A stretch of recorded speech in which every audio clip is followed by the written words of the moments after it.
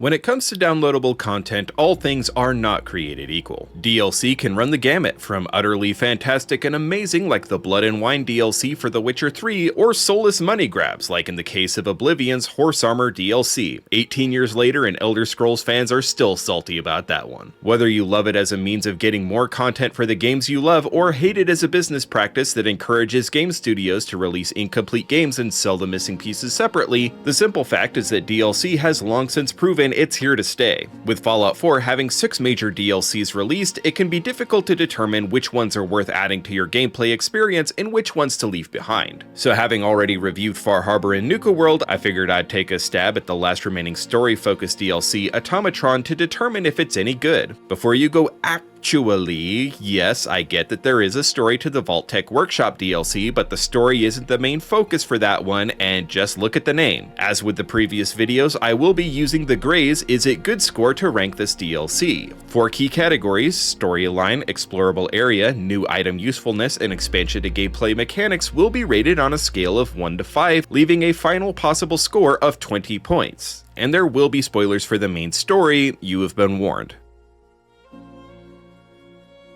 Our story begins when we receive a caravan distress call, or venture too close to Watts Consumer Electronics, or try to take the Tucker Memorial Bridge, or you know what, there's a lot of ways this story begins. In any case, it's usually because you probably ventured close enough to find a caravan under attack by some very strange looking robots. By the time we're able to come to their rescue, the only survivor of the caravan is a robot named Ada. Ada is not an off-the-shelf pre-war model, instead she is primarily an Assaultron with Protectron legs and a Sentry-Bot arm. While it would appear that Ada has just been jury-rigged with whatever working parts her owners had available, Ada claims that these were intentional modifications to her chassis for practical reasons. Yeah, I always put slower, less maneuverable legs on my robot that used to have the same basic agility of a human. Anyway, Ada was part of a caravan of traders that specialized in mechanical services and supplies. They traveled the waste fixing up whatever machinery people still had a need for, from robots and generators to water purifiers and kitchen mixers. After they entered the Commonwealth, they had been set upon by strange robots like the ones we defeated here, cobbled together from parts from many different robot models, even from dissimilar manufacturers like Robco and General Atomics. A holotape recovered from an iBot in this group reveals a cryptic message from someone who calls themselves the Mechanist. Supposedly, these robots are here to save the Commonwealth, not exactly a decent start if they're attacking trade caravans. Ada, a little more emotionally aware than your average Assaultron, probably due to significant meddling in her programming, is dead set on avenging her caravan, who she repeatedly refers to as her friends, and enlists the sole survivor's help to do it. In exchange, she agrees to provide schematics for a robot workbench, a specialized fabrication unit designed to modify robots in much the same way that she was. So naturally, the sole survivor agrees, and we're ready to begin. As far as quest starts go, it's not terrible. The trigger definitely needs work though. I think it would have been much better to have it take place in an internal cell so you can't accidentally trigger it, as I have several times before. For instance, adding a warehouse to the back of Watts Consumer Electronics so we have an internal cell where the caravan was trying to set up a base camp out of the elements and became trapped by the Mechanist robots. Wait, this isn't a 5 easy fixes video. Critique, Gray. Don't correct, critique.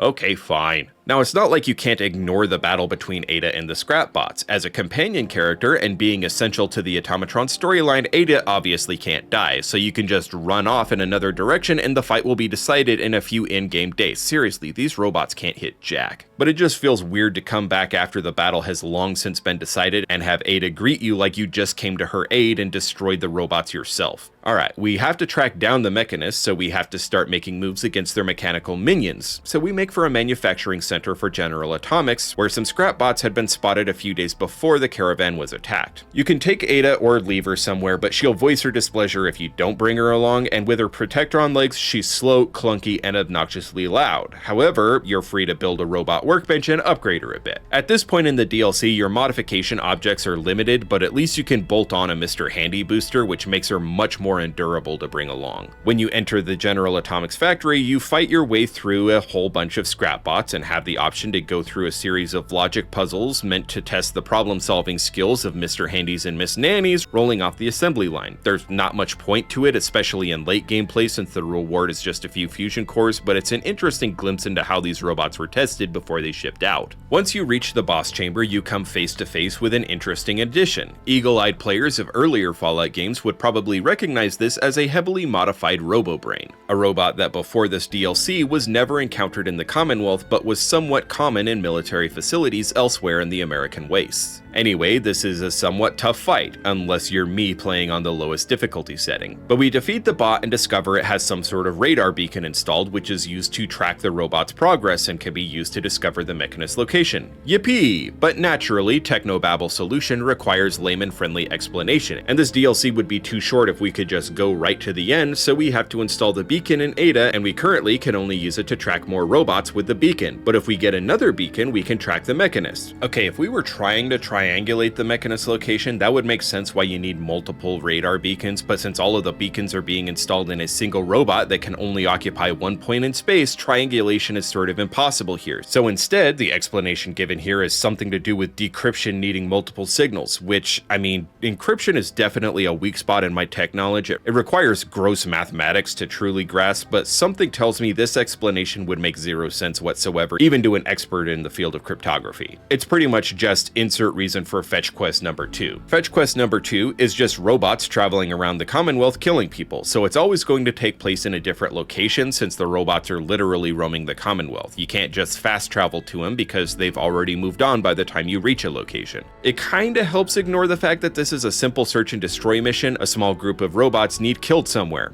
Sounds an awful lot like a Radiant quest to me, but we'll get to that. We use the second signal to track another robot, insert fetch quest number 3. This one takes place in a location occupied by the Rust Devils, a raider gang who distinguishes itself from the common raider by wearing armor made from robot casings. Okay, that actually sounds pretty cool. They also sometimes get robots back in working order. They don't mix and match parts in the same way that the Mechanist does, but they go all out with raiderizing the crap out of their appearance, welding jagged pieces of metal or affixing human skulls to the frames to make them more fearsome in appearance. Their base is a secret armored vehicle maintenance depot, so they have plenty of scrap and workshop facilities to operate almost indefinitely. So we fight our way through until we find Jezebel, call it an unhinged RoboBrain. Just the brain though, her body has been destroyed, but she's willing to assist us in favor of self-preservation. We nab Jezebel's brain and fight our way through the rest of the facility, finding a suit of Exo-1 power armor along the way and defeating the Raiders' leader in a customized suit of Tesla T-60 armor. We also find a number of jury-rigged weapons fashioned from robot weapons. We escape and return to some place that has a robot workbench because Jezebel has one condition for helping us. She wants a robot body again, so we head over, spend tons of resources to construct a brand new Automatron and attach her head to it. You may be tempted to go all out and build her a like-new all-original trim RoboBrain, or really deck her out with the highest protection mods out there, but she'll insult your craftsmanship no matter what, so rather than waste all the materials, I usually just give her the default stripped-down Protectron body you get when you build a new Automatron and call it good. Maybe that'll teach you a bit of gratitude, bitch. Before we head out, Jezebel does give some crucial information. The Mechanist iBots playing recordings stating that the Mechanist is trying to help the people of the Commonwealth are in fact genuine, but the RoboBrains, having overanalyzed the Mechanist's orders to help the Commonwealth, have determined that despite their best efforts, humans will inevitably suffer and die anyway, so their solution is simply to ease the Commonwealth's suffering by euthanizing everyone. By their logic, they are simply reducing the suffering to a bare minimum while reaching the same inevitable conclusion. It sort of comes out of left field and adds a nice twist to the story, and it explains why the Mechanist now thinks the sole survivor is a supervillain bent on destroying them. The reports coming back to the Mechanist from the robots just state that their mission is being interfered with, but doesn't really state what they're doing out in the Commonwealth, and the Mechanist simply can't see what's going on. The character of Jezebel is filled with logical inconsistencies, like she brags that the Rust Devils believe anything she tells them, but then she repeatedly tries to reassure you that she's incapable of lying. Which is it? Were you misleading the Rust Devils, or are you misleading us? Either way, you've clearly lied to someone. Also, after you give her a new body, she just roams around the settlement, somehow forgetting her prime directive to help the people of the Commonwealth. Jezebel becomes a non-interactable, non-companion NPC, which I think is a huge missed opportunity given her comically abrasive personality. Gray? Yeah, I get it. Critique, don't correct. Although rude as hell, Jezebel does give us the information we need to reach the Mechanist, which will require some sort of specially modified automatron to accompany us. It can be Ada or some other automatron we've built. I haven't tested whether there's any benefit to bringing some of our other robot followers like Codsworth or Curie along instead of Ada, but probably not. This was quite obviously a Rush DLC and voice acting is pretty sparse. So we head over to a Robco service center. At first it just looks like a place you would take your terminal to get it fixed, and some of the records sitting around bring back not so fond memories of my days working in a computer repair shop and some of the ridiculous things we'd encounter when trying to work on a customer's computer. Tucked in the back, we find an interesting device hanging on the wall, and when we ask our automatron to interact with it, we open the greatest super spy security door system ever and discover a secret underground facility. As it turns out, this was actually a joint venture with General Atomics and Robco, an interesting proposition considering they were rival companies, but the military kept extremely tight control of the facility in order to maintain secrecy. The deeper we go, we discover an underground robot factory with the service center serving as a front. Scrap bots are everywhere, and some are being moved throughout the factory by overhead conveyor systems, dropping down on you when you least expect it, or if you happen to play shooting gallery. But when we reach the depths of the factory, we start to uncover the horrors that occurred here during the development and manufacture of RoboBrains. A prison facility filled with psychological profiles of prisoners shows that the facility housed mentally unstable individuals, murderers, arsonists, or worse. If they were deemed to be physically healthy, they were taken deeper into the facility and effectively executed in the cruelest possible fashion. They were subjected to electroshock therapy, had their brains removed while they were still alive, possibly even still conscious. Then the brains were encased in a preservative fluid and kept active and alive. They were then interviewed, even taunted at times, subjected to consciousness without the agency to do anything but voice their objections to an irreversible process that had already been performed. Only then were their memories erased and the brains sent to be fitted with sensors and programmed.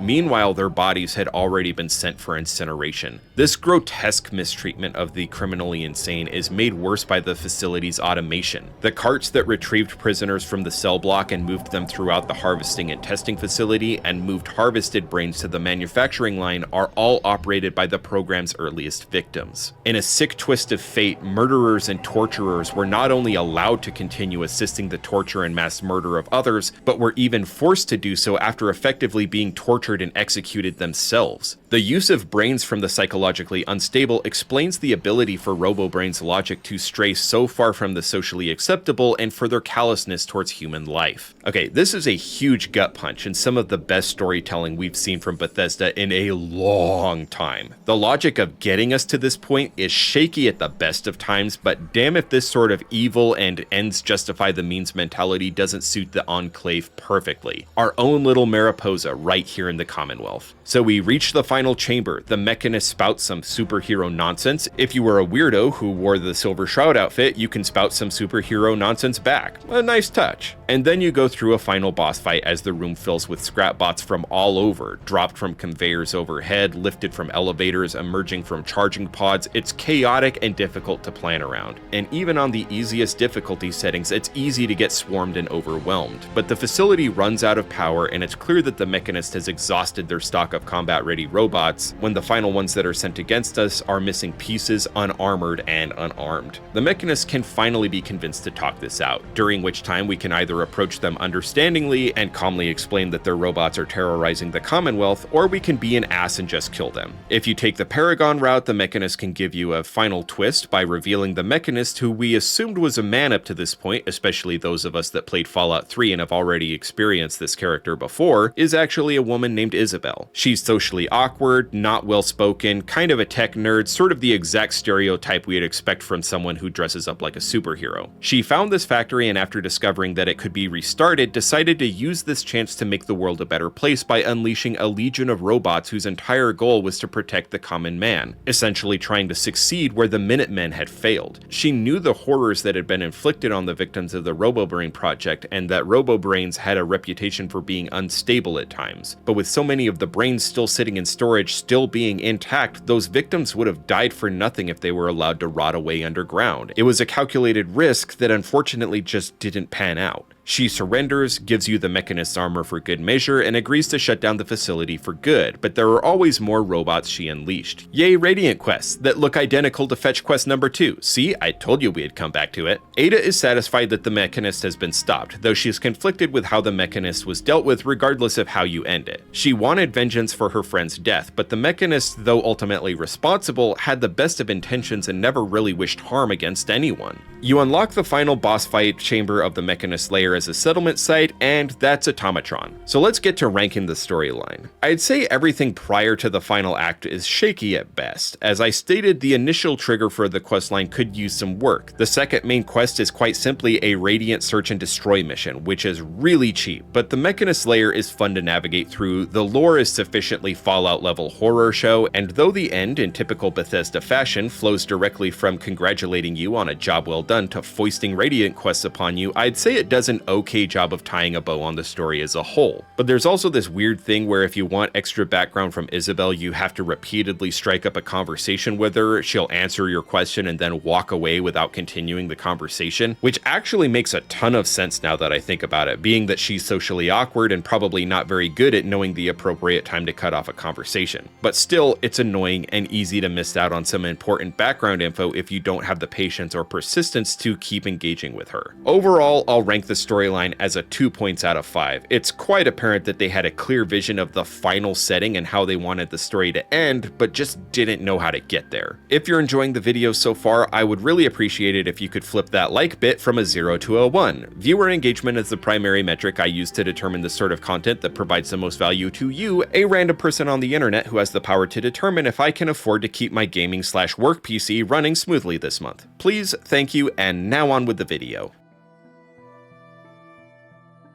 The first story expansion to Fallout 4 unfortunately doesn't bring with it a whole lot of new explorable area. Unlike Nuka World and Far Harbor, which both introduced entirely new maps to explore, Automatron takes place entirely within the confines of the Commonwealth. With the exception of the campsite used by Ada's caravan, all new area is added in the form of internal cells to the Commonwealth: the General Atomics Factory, Fort Hagen Satellite Station, and Robco Service Center, to offer a complete list. While Fort Hagen and the Mechanist lair are both very cool, the General Atomics plant is just another boring generic factory. With the exception of the completely skippable testing battery, there's absolutely nothing here that can't be encountered anywhere else in the Commonwealth. But that doesn't mean that the locations that did add new stuff are all that great either. I don't know who is responsible for the level design at Fort Hagen, but it is terrible. Jezebel can be found in less than 2 minutes, which is immediately preceded by a boss fight, unless you know what's about to happen, in which case you can just fire at Ahab and kick it off before you even find Jezebel, making her encounter seem pretty anticlimactic. But then the rest of Fort Hagen appears after that, so you pretty much start the level with a boss fight, then you proceed to make us delve through a dungeon of predictable, boring characters until we reach the final boss, who's really only tough because she wears a unique set of T60 power armor, but because we also have a very strong chance of having picked up a complete suit of XO1 power armor along the way, the final boss is effectively neutered. Who in their right mind designed this level? I've already had to get after myself multiple times now for proposing ways to fix this DLC already, so I'll keep my opinions to myself for now and save that for a 5 easy fixes video. But I just have to say, this level feels really poorly laid out, and it just didn't need to be. There's also this really weird boss fight skip that was added to the Mechanist lair. Pretty early into the dungeon dive, we find a locked elevator that requires 3 holotapes to unlock. To find them, we have to explore the entire length of the Mechanist lair right up to the final Robo-Brain mini-boss, and then run the entire length of the lair back to the elevator, which allows us to surprise the Mechanist and avoid the final boss fight altogether. So let me get this straight. Your shortcut requires you to explore 95% of the lair anyway, and then run about 90% of that distance back to the start just to avoid a 2-minute mini boss, a boss that's pretty easy to sneak past anyway, and a fairly fun 10-minute boss battle. Why was this even an option? I can think of no better way to suck all of the fun out of this level and render the best part of this DLC monotonous and boring. Sure, the elevator is a great shortcut to the start of the facility as a reward for finishing the DLC, but as a shortcut, it sucks so hard. I wish I had more to to say regarding explorable area, but I mean, there's just not all that much to this DLC. I can't give it better than a 2 out of 5. I really want to give it a 1, but again, the Mechanist layer itself demands a certain level of respect. And the ridiculous doors that segment out this dungeon are so mesmerizing, I could sit here and watch them open for hours.